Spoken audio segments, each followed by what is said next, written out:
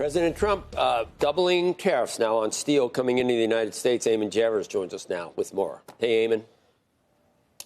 Hey, Joe. Good morning. Speaking to steelworkers at U.S. Steel's Irvin Works in West Mifflin, Pennsylvania on Friday, President Trump said he's going to raise steel tariffs to 50%, even as he announced his approval for a deal for Nippon Steel to merge with U.S. Steel. Now, it's a transaction that he once opposed, but now calls a blockbuster agreement that will ensure this storied American company stays an American company. But he said Friday it was Nippon Steel that eventually persuaded him that the deal made sense.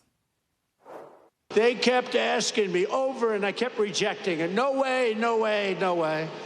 And after about 4 times, I said, you know, these people really want to do a great thing. They really want it. And they're putting up, billions of dollars, and they're going to do this plant and other plants, and it's great, and you're going to have control.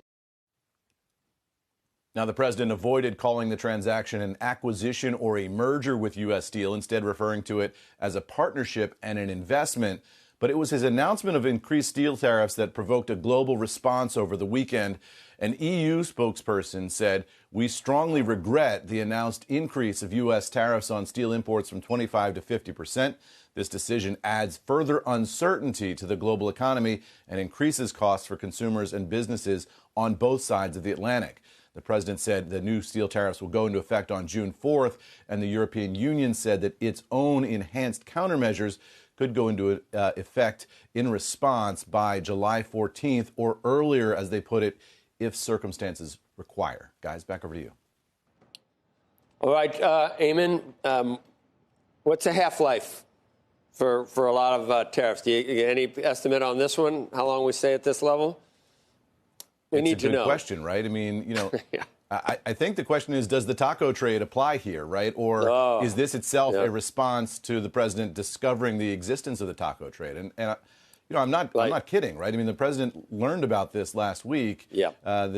Taco is Trump always chickens out. It's a wry expression, I guess you could call it, on Wall Street. But when the president heard that, you just knew that some sort of stiffening of the tariff regime was coming in response to that. The president doesn't like being accused that way of chickening out. And so the question chickening out, if you do see movement on the other, or will taco apply to this? Right, but obviously, cynics and people that for whatever reason don't like tariffs, don't like Trump, are even if there's movement on the other side and things are moving in the right direction, and that it's the same people that hated the tariffs, and then they get de-escalated, and then they whine about that they're being de-escalated. But that's fine. Thank you, Eamon.